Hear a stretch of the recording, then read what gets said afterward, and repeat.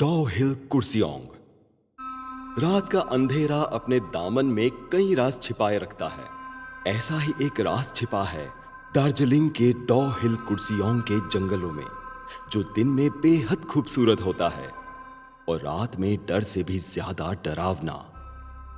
आयुष की सारी आदतें अच्छी थी, सिवाय एक आदत छोड़ के कि वो कभी किसी की कोई बात नहीं मानता था। और यही आयुष आज की कहानी का मुख्य किरदार है। 28 साल का आयुष हैदराबाद के एक मल्टीनेशनल कंपनी में काम करता है, लेकिन उसे आजाद परिंदे जैसा घूमना फिरना पसंद है। इसलिए वो हर साल अकेले ही कहीं ना कहीं घूमने जरूर जाता है। 2021 के दिसंबर महीने में वो दार्जिलिंग में घूमने गया था। दिन भर डॉ हिल कुर्सियोंग के जंगलों की हसीन वादियों का आनंद लेने के बाद शाम में जब वो फोटो खींचते खींचते धीमे धीमे कदमों से नीचे उतर रहा था, तो उसे पीछे से एक आवाज आई, साहब जी जल्दी जल्दी चलिए और अंधेरा होने से पहले यहां से निकल जाइए। उस आदमी के ऐसा कहते ही आयुष ने पीछे मुड़ के देखा तो एक आदमी सर पर ढेर सारी लकड़ियां लिए तेजी से नीचे की ओर जा रहा था। आयुष ने उस आदमी से पूछा, क्यों? तो उस आदमी ने कहा, क्योंकि ये जंगल प्रेतवादी है। दिन में ये जितना खूबसूरत लगता है, रात में उतना ही डरावना है। और जो भी यहाँ रात में आया है वो जिंदा लौटकर वापस नहीं गया। ये कहकर वो आदमी तेजी से लंबे लंबे कदमों से नीचे की ओर जाने लगा। आयुष ने उस आदमी की बातों पर ध्यान नहीं दिया और फिर से फोटो खींचने लगा। और फोटो खींचते खींचते जब सूरज ढलने लगा और अंधेरे का काला साया उसे घेरने लगा, तब जाके वो ऊपर से नीचे की ओर आने के लिए निकला। वो आधे रास्ते तक ही आया था कि अंधेरा साई साई करने लगा था, और इस साई साई करते अंधेरे का अकेलापन दूर कर रही थी झिंगुरों और मेंढकों की आवाजें। तभी चलते चलते उसे ऐसा लगा जैसे कोई उसके साथ साथ चल रहा है। आयुष ने धीरे धीरे अपने चारों ओर नजरें घुमाकर देखा तो उसे कुछ नजर नहीं आया, पर किसी के कदमों की आवाज उसे अब भी महसूस हो रही थी। उसने टॉर्च ऑन करने के लिए अपने पॉकेट में हाथ डालकर मोबाइल बाहर निकाला तो मोबाइल के साथ साथ उसके हाथ में एक छोटी सी मुलायम कोई चीज आई। उसने टॉर्च जलाकर उस चीज को देखा तो उसकी सिट्टी पिट्टी गुल हो गई, क्योंकि उसके जेब से एक कटी हुई उंगली निकली थी। उसने उस उंगली को तुरंत जमीन पर फेंका और दौड़ते हुए वहां से नीचे की ओर जाने लगा तो वो उंगली भी उसके पीछे पीछे भागने लगी। वो 1 घंटे से दौड़ दौड़ के वापस उसी बरगद के पेड़ के पास आता जहां से उसने दौड़ना शुरू किया था। आयुष में अब और हिम्मत नहीं बची थी कि वो और भाग पाए, लेकिन वो उसी बरगद के पेड़ के नीचे रुककर हांफने लगा कि तभी उसे अपने साथ साथ किसी और के हांफने की भी आवाजें आने लगी। तो उसने डरी हुई नजरों से अपने अगल बगल में देखा तो एक सिर हवा में लटका हुआ हांफ रहा था। ये देखकर आयुष इतने जोर से चीखा कि जंगल के सारे सोए हुए पेड़ जाग गए और सारे पेड़ अपनी बड़ी बड़ी आंखों से उसे घूरते हुए उसकी ओर बढ़ने लगे और अपनी टहनियों से उसे मारने लगे। उसके बदन पर लाल चोटों के निशान पड़ रहे थे और उसके मुंह से दिल दहलाने वाली दर्द भरी चीखें निकल रही थी। और फिर मार खाते खाते वो वहीं गिरकर बेहोश हो गया। जब उसे होश आया तो वो जमीन पर उल्टा पेट के बल पड़ा था। शरीर दर्द से अकड़ा हुआ था, फिर भी वो उठते उठते यही प्रार्थना कर रहा था कि उसके साथ जो भी हुआ था वो एक सपना हो। और ये सोचते सोचते वो जैसे ही उठा तो उसने देखा कि उसके चारों ओर पेड़ ही पेड़ हैं और उन पेड़ों पर कई सारे कटे हुए सिर आंख बंद किए हुए लटके हैं। आयुष दबे कदमों से वहां से भागने को हुआ तो पत्तों पर पड़ रहे उसके हर एक कदम से जो आवाजें हो रही थी, उस आवाज से पेड़ पर लटके सारे कटे सिरों ने धीरे धीरे आंखें खोली और जोर जोर से चिल्लाने लगे, अब तेरी बारी है, तेरा सिर कटेगा। ये सब देख वो वहां से भागा तो उसकी नजर एक आदमी पर पड़ी जो थोड़ी दूर ही खड़ा था। इस डर के आलम में उस आदमी को देखकर आयुष के दिल में एक उम्मीद की किरण जागी। वो भागा भागा उस आदमी के पास गया और जैसे ही उसने चांद की रोशनी में उस आदमी को देखा तो उस आदमी को देखते ही उसकी हालत ऐसी हो गई जैसे मानो उसने किसी बिजली के तार को छू लिया हो, क्योंकि उसके सामने जो आदमी खड़ा था उसका सिर धड़ से गायब था और गर्दन से खून बहे जा रहा था और उस आदमी के हाथ में एक तलवार थी जो खून से सनी हुई थी। वो आदमी तेजी से आयुष की ओर बढ़ा तो आयुष वहां से जैसे ही भागने लगा तो उस आदमी ने अपना हाथ बढ़ाकर उसकी गर्दन पकड़ ली और उसे अपनी ओर खींचने लगा। वो उस कटे सिर वाले आदमी की ओर खींचा चला गया। फिर उस आदमी ने आयुष को धक्का देकर जमीन पर गिराया और उसका सिर काटने के लिए जैसे ही तलवार उठाकर उसकी गर्दन पर वार किया तो आयुष अपनी जगह से पलट गया और एकदम उठकर वहां से तेजी से भागने लगा। उसके साथ दो लाल लाल ऐसी आंखें जिन आंखों में आयुष को मारने का खून सवार था, वो उसे घूरती हुई उसका पीछा करते हुए उसके पीछे भागने लगी। भागते भागते वो इतने दूर आ गया कि उसका पीछा करती आंखें भी गायब हो चुकी थी। आयुष एक पेड़ के नीचे बैठ गया और बैठे बैठे उसे नींद आ गई। अचानक नींद में आयुष को ऐसा लगा जैसे नींद में कोई उसे जोर जोर से झंझोड़ के उठा रहा है। उसने धीरे धीरे आंखें खोली तो एक लड़का उसे नींद से उठा रहा था।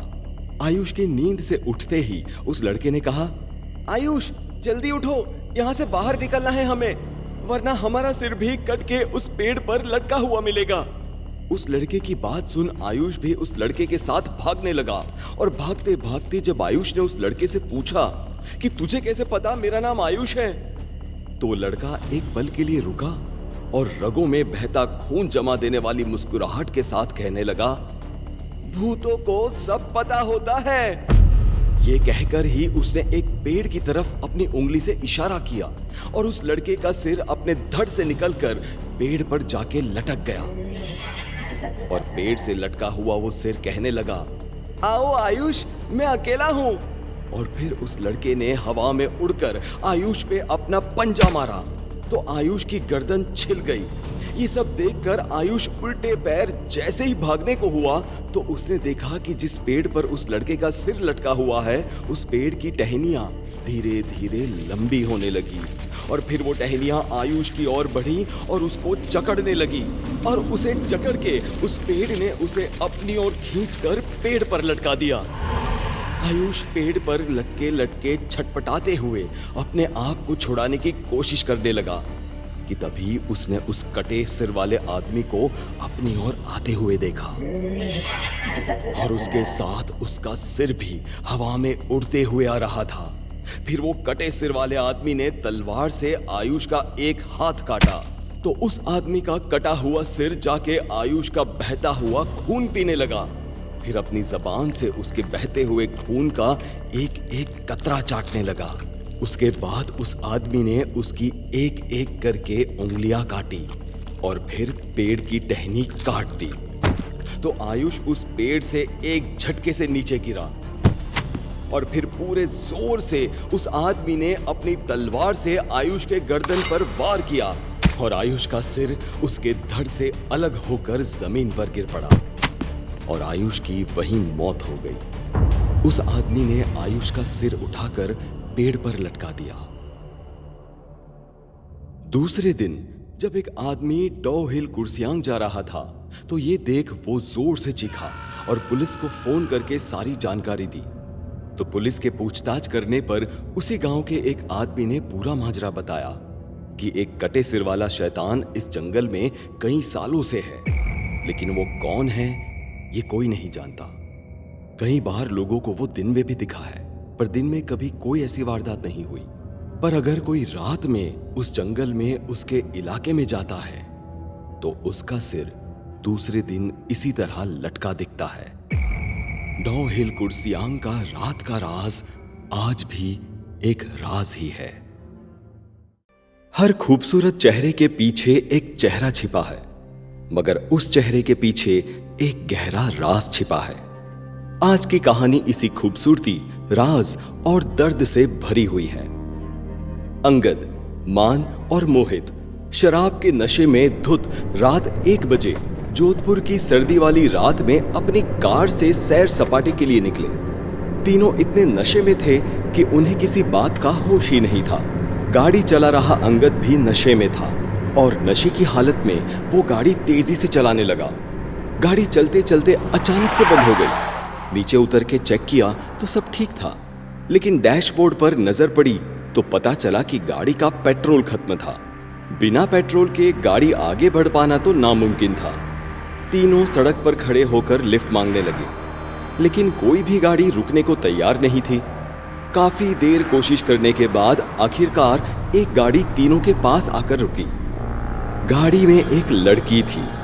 लड़की ने गाड़ी का शीशा जैसे ही नीचे किया तो तीनों उसके हुस्न की खूबसूरती में खो गए। लड़की इतनी खूबसूरत थी कि किसी ईमानदार की भी नजर बेईमान हो जाए, और आंखें ऐसी थी कि अगर किसी को एक नजर उठाकर देख ले तो कत्लेआम हो जाए। तीनों बस उस लड़की को घूरे जा रहे थे। तभी उस लड़की ने पूछा, कहाँ ड्रॉप करूं आपको? तो इस पर मोहित ने कहा, आप जहां जाओ वहां। फिर उस लड़की ने बातें करते करते अपना नाम महक बताया और कहा कि यहाँ से 2 किलोमीटर पर हमारी हवेली है। चाहो तो आज रात तुम वहीं पर रुक जाओ, कल अपनी गाड़ी लेकर निकल जाना। तीनों ने हामी भरते हुए कहा, हमें भी तो एक ही रात रुकना है। महक के बाजू में अंगद बैठा था और मान और मोहित पीछे वाली सीट पर। तभी अचानक मान को ऐसा लगा जैसे कोई हाथ पीछे से धीरे धीरे उसके गले को जकड़ रहा हो। मान अपने आप को छुड़ाने की कोशिश कर रहा था और छुड़ाते छुड़ाते जब उसने पूरे जोर से उन हाथों को खींचते हुए हटाया तो उसके हाथों में 2 कटे हुए हाथ आए। ये देख मान जोर से चीखने लगा। तुरंत कोई उसका मुंह अपने हाथों से कसकर दबाते हुए बंद करने की कोशिश कर रहा था कि तभी मान ने देखा कि अभी तक जिस गाड़ी में 4 लोग थे अब उस गाड़ी में कोई नहीं था। और फिर धीरे धीरे गाड़ी में धुंध का धुआं छाने लगा और उस धुएं ने एक चेहरे का रूप लिया और फिर वो चेहरा किसी हवाई जहाज के पंखे की तरह तेजी से घूमने लगा। ये देख मान घबरा गया और उसके पसीने छूटने लगे और फिर गाड़ी की रफ्तार अपने आप तेज हो गई और गाड़ी जाकर एक पेड़ से टकरा गई। मान गाड़ी के दरवाजे को खोलने की कोशिश कर रहा था कि तभी अचानक एक बड़ा सा पत्थर कार की ओर तेजी से आ रहा था। अचानक ही मान का सिर गाड़ी के सामने वाली सीट से टकराया और मान नींद से जागा। महक ने ब्रेक लगाई थी क्योंकि हवेली आ चुकी थी। तीनों महक के साथ हवेली गए तो हवेली देखकर तीनों ने कहा, अरे हम तो पहले भी यहां आ चुके हैं। तीनों के ये कहते ही महक ने तीनों को okay, all right, then good night, ये कहकर महक कमरे की ओर जाने के लिए निकली तो अंगद भी महक के पीछे पीछे गया और जाते जाते अचानक वो कहीं गायब हो गई। और फिर किसी ने पीछे से धीरे से अंगद के कंधे पर हाथ रखा। अंगद ने डरते हुए पीछे पलट कर देखा तो उसके कंधे पर एक कटा हुआ हाथ हवा में था। ये देख अंगद जोर से चीखा और वहां से भागने लगा तो वो हाथ भी तेजी से उसकी ओर बढ़ने लगा और फिर भागते भागते उसका पैर सीढ़ियों पर से फिसला और अंगद जमीन पर गिर पड़ा तो उसके सामने कोई खड़ा था। उसने नजर उठाकर देखा तो जोर से चीख पड़ा क्योंकि उसके सामने सिर्फ 2 पैर थे और शरीर गायब था। ये देख अंगद उठकर भागा तो वो पैर भी अंगद के पीछे पीछे भागने लगे। अंगद भागते भागते एक कमरे में घुसा और जाकर कमरे का दरवाजा बंद कर लिया और जैसे ही मुड़ा तो उसके पीछे महक खड़ी थी। उसे देखकर अंगद की जान में जान आई और तभी अंगद की नजर जमीन पर पड़ी तो उसने देखा कि महक के पैर गायब थे और उसका शरीर हवा में लटक रहा था। ये सब देख अंगद की जुबान उसके हलक में अटक के रह गई। बदन ठंडा पड़ चुका था। वो समझ नहीं पा रहा था कि करे तो क्या करे। तभी उसने देखा कि महक के चेहरे ने एक भयानक रूप ले लिया। महक जितनी खूबसूरत थी अब वो उससे कहीं गुना बदसूरत और डरावनी दिख रही थी। ये सब देख अंगद उस कमरे से तेजी से भागा और जाके सीधा अपने कमरे में रुका तो वहां सब कुछ नॉर्मल था। इधर मोहित जब वॉशरूम से फ्रेश होकर निकला तो महक पहले से ही मोहित के कमरे में एक चेयर पर बैठी रो रही थी। ये देख मोहित महक की ओर बढ़ा और उसने जैसे ही महक को पूछा, क्या हुआ महक, क्यों रो रही हो? कोई परेशानी है तो आज मिटा दूं? उसके इतना कहते ही महक ने कहा, मेरी परेशानी मेरी आंसुओं की वजह तुम लोग हो, इसलिए तुम्हें मिटना होगा। ये कहकर महक वहां से अचानक गायब हो गई और कुर्सी हिलने लगी। लेकिन हिलती हुई कुर्सी के साथ उसे एक परछाई भी नजर आ रही थी। तभी अचानक मोहित जोर जोर से चीखने लगा। उसे ऐसा लग रहा था जैसे कोई नुकीली चीज उसे चुभा रहा हो। और फिर धीरे धीरे उसकी हाथों की उंगलियां ऐंठने लगी, जैसे मानो कोई उसकी उंगलियों को पकड़कर मोड़ रहा हो। कमरे में उंगलियों के चटकने की आवाज गूंजने लगी और एकदम से मोहित के सामने महक आई। उसने अपने नाखूनों से बड़े बेरहमी से मोहित की आंखें नोच ली।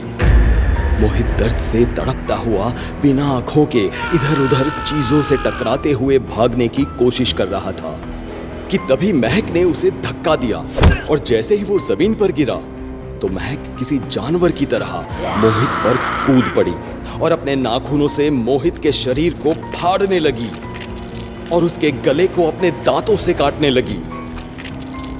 मोहित जोर जोर से दर्द से चीखे जा रहा था और फिर कुछ देर बाद उसकी दर्द भरी चीखें बंद हो गई और साथ ही साथ हमेशा के लिए मोहित की आवाज भी। इधर अंगद अपने कमरे में डरा हुआ बैठा था। तभी उसके कमरे में लगी सारी पेंटिंग में से आंखें निकलकर उसे घूरती नजर आई। अंगद ये देखकर एकदम से घबराते हुए उठा तो किसी ने उसका पैर पकड़कर उसे उल्टा पंखे से लटका दिया। तभी महक ने कमरे में जल रही बॉनफायर से एक जलती हुई लकड़ी निकाली और सीधा अंगद की आंखों में घुसा दी। अंगद दर्द से तिलमिला उठा और फिर वही जलती हुई लकड़ी महक ने अंगद के चेहरे में चिपका दी। अंगद दर्द भरी जोरदार आवाज के साथ चीखा। चीख इतनी तेज थी कि किसी का भी दिल दहल जाता। और फिर महक ने अंगद को उठाकर सीधा खिड़की से बाहर फेंक दिया और अंगद खिड़की के कांच को तोड़ सीधा खिड़की से बाहर गिर गया और इसके साथ अंगद की भी मौत हो गई। इस तरफ मान अंगद और मोहित को ढूंढता हुआ हवेली में घूम रहा था कि तभी अचानक ऊपर से एक लाश गिरी। मान ने उस लाश को देखा तो जोर से चीख पड़ा क्योंकि वो लाश अंगद की थी। मान रोता हुआ अंगद को उठाने लगा। तभी किसी ने धीरे से उसके कानों में कहा, रो मत, तुम्हें भी अंगद और मोहित के पास भेज दूंगी। ये सुन मान बौखलाता हुआ पीछे पलटा तो पीछे हवा में उसे सिर्फ 2 होंठ हिलते हुए नजर आए। मान ये देख एकदम से पीछे सरका और अचानक ही किसी के पैरों पर जा गिरा और देखते ही देखते वो पैर पीछे की तरफ मुड़ने लगे। ये देख मान एक झटके में उठकर तेजी से भागा। वो जिस तरफ भागता अपने सामने महक को पाता। अचानक वो घर धीरे धीरे एक जंगल में तब्दील हो गया और फिर उसके कानों में एक आवाज गूंजी। याद है 31 दिसंबर की वो रात जब तू और तेरे 2 दोस्त मोहित और अंगद हाईवे से गुजर रहे थे और मेरी गाड़ी खराब हो गई थी। मैंने तुम लोगों से लिफ्ट मांगी तो तुम लोग मुझे जबरदस्ती इस हवेली के पास ले आए और मेरे साथ रेप किया। उसके बाद तुम लोगों ने मुझ पर एसिड डाला। मैं चीखती रही, चिल्लाती रही, लेकिन तुम्हें मेरी चीखें सुनकर मजा आ रहा था और अब तेरी चीखें सुनकर मुझे मजा आएगा। यह कहकर महक ने मान का गला पकड़कर उसे ऊपर की ओर उठाया और फिर उसे धड़ाम से नीचे पटक दिया। वो उसे घसीटते हुए बाथरूम में ले गई। बाथरूम में बाथ टब का पानी देखते ही देखते उबलने लगा और उस उबलते हुए पानी में महक ने मान को धक्का दे दिया। मान के शरीर पर छाले पड़ चुके थे। छटपटाता हुआ वो बाथ टब से बाहर आया तो महक ने उसके शरीर पर एसिड फेंका। मान का शरीर भयानक तरीके से जलने लगा और वो भी चीखते चिल्लाते हुए खत्म हो गया। महक के साथ अंगद, मान और मोहित ने किसी जानवर से भी बदतर बर्ताव किया था और इसलिए महक ने भी तीनों को उसी तरह तड़पा तड़पा कर मारा और अपना बदला पूरा किया। महक के साथ जो हुआ उससे महक को हर लड़के से नफरत हो गई और तब से महक अब अक्सर लड़कों को लिफ्ट देती है और बदले में उनकी जान ले लेती है।